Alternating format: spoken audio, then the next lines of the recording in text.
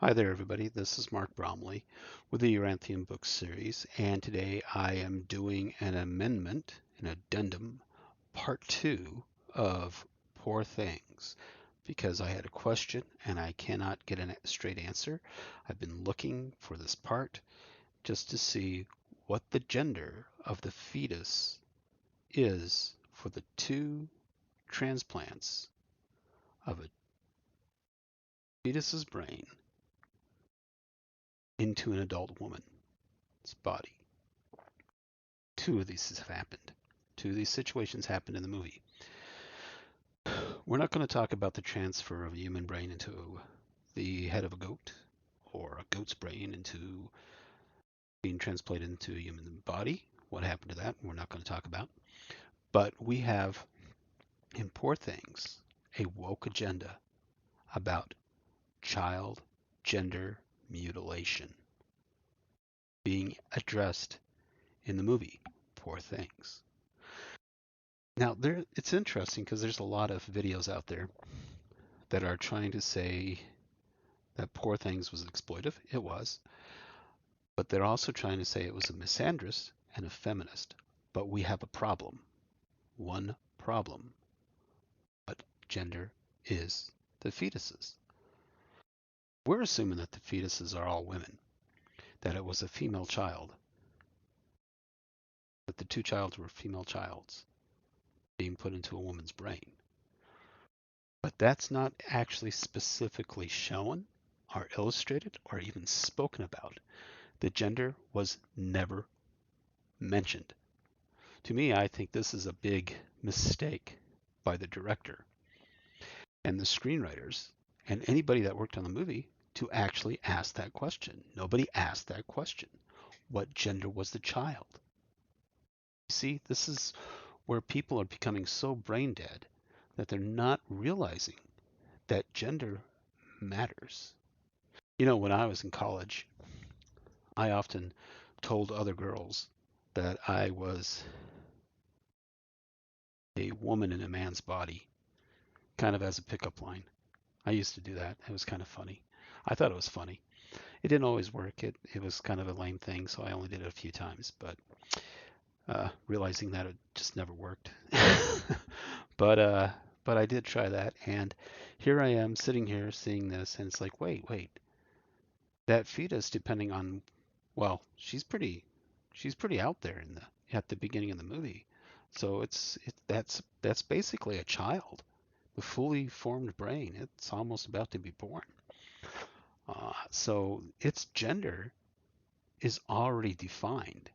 It was defined at conception when the DNA came together. So it was already a male brain. It could have been a male brain. I shouldn't say it was, but it could have been. It could have been a female brain. But gender is at conception. That's how you know your gender is at conception. And I think in modern politics, we do have a lot of gender questioners. I'm running against Jenny Wilford for House District 34, and she is a gender study major. She actually took political science and then she emphasized in gender studies. And that was on her page for a while. Then she changed it. Now it's different on her page. She changed up her page just recently. But we were talking about gender studies because she was at the city council meeting trying to promote child gender mutilation and reassignment. Trying to say that they had the right to take away parental rights to mutilate a child's gender. Now, this is the interesting thing about Poor Things because they don't want to get into that area of actually describing what the child was. Was the child male or was the child female? We're assuming it's female. That's what we're assuming. But it could have been male. So, what could we have in this messed up movie of Poor Things? It might not be misandrist at all. And it might not even be feminist. It might actually just be a male brain in a woman's body. Wow. Nobody even thought about that. I've been looking all over the internet trying to find some confirmation because I don't have the book itself, so I can't really compare Alexander's Gray's book and what he actually meant to write in there, what was actually written, if he actually mentioned the child's name. So I can't see that, but I can only see the movie, and the movie doesn't address that issue. And you know what? A lot of the smut in that movie was completely unnecessary if they actually tried to tackle that issue about what gender is the brain inside this woman's head. We're just assuming that the child was female, but it could have been male. Wow, isn't that awkward? Some of the instinctual behavior of a male child to that of a female child inside the body of a female. None of this gets explored. We just get this woke concept that brains are just interchangeable. Bodies and brains are just simply interchangeable. Are they? Are they really actually interchangeable? Because see, apparently nobody wanted to ask that question. What gender is the fetus? And to some extent, I think the director and the screenwriters, I think they probably asked that question, what gender is the fetus? But they never show it. They don't show it on camera. They don't specify it. They don't try to tell you what that child is. So they never explored it. And they never explored the psychological concepts later on in Poor Things of what it is for a male brain to be in a woman's body. It's not explored. So they missed out on an entire scenario that could have taken the place of all the unsavory Epstein, Weinstein kind of mental thinking going on in this movie, where they could have got rid of that. I mean, the movie was executed with good acting, a good art, decent dialogue, but it missed a lot of opportunities to explore other psychological aspects instead of messing around and fooling around in the movie and stuff like that, and showing a lot of derogatory stuff that was completely not needed when they could have actually just cut off to another scene, because we knew what was going to happen. We already knew. So they could have just, they didn't have to tell us. They could have just shown and made us imagine what was going on behind closed doors while exploring the actual psychological applications of Frankenstein's monster, as if Frankenstein meets Bride of Frankenstein, but Bride of Frankenstein is not a bride. It has a male brain. The male brain inside Bride of Frankenstein. Oh, now we're just getting into transgender stuff. Oh, darn. I guess that whole issue of transgender thing was something they wanted to avoid. Now, it's interesting to note that the Scottish writer, Mr. Gray, he is a Republican in Scotland. Yeah, that's right. He's a Republican in Scotland.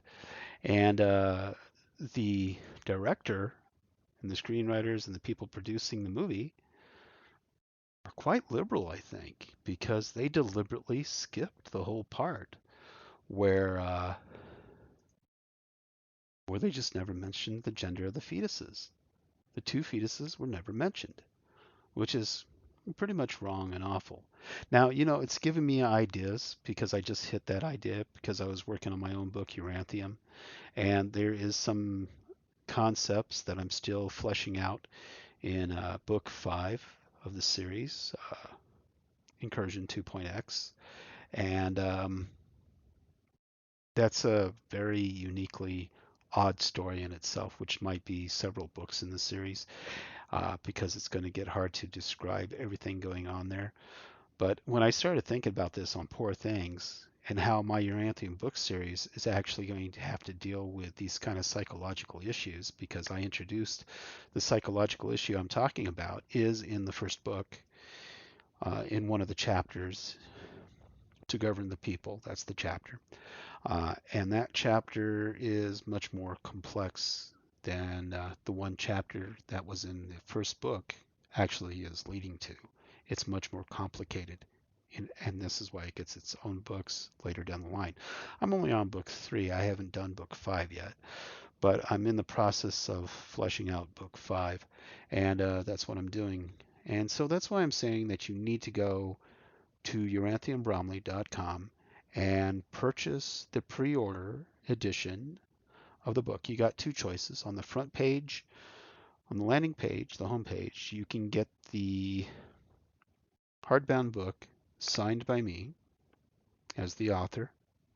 I might actually include a couple of additional items in that, like a postcard, uh, validation form, just to confirm it, and a discount for the next book in the series, the Book of Gentru.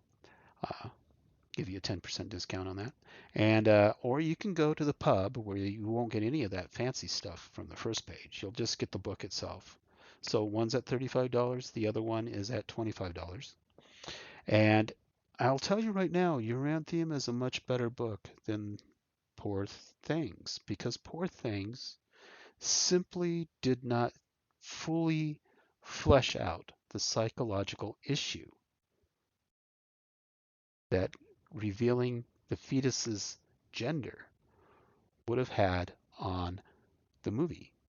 Is it a misandrous movie? Is it a feminist movie? Because if that child is male, it's something altogether different now, isn't it?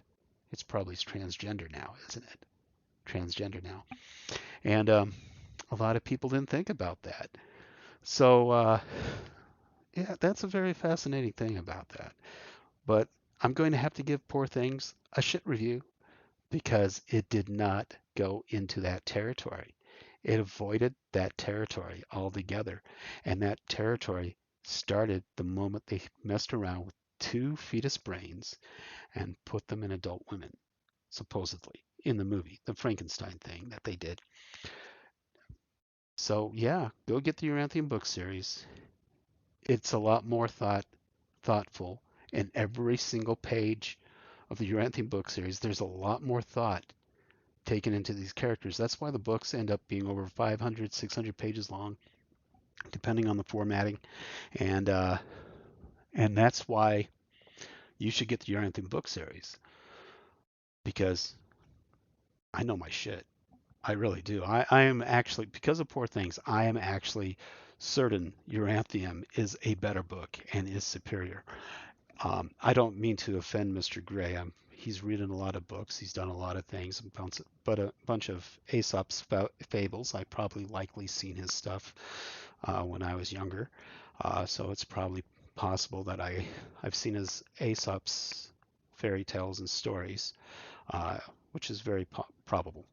And he likes Edgar Allan Poe. I like Edgar Allan Poe. So yeah, we kind of hit it off pretty well because he's an artist, I'm an artist, and it seems like his style is pretty close to my artist style. So it's all good. But but I would have to promote my Uranthium book series over Poor Things and give Poor Things a shit review for not touching base on the fact of the gender bender issue and the possible gender mutilation that happened in the book and the possible trans policies of Poor Things, if you really think about that. So yeah, it is being covered in this book, but I don't think it really identified the fetus's gender, which it should have.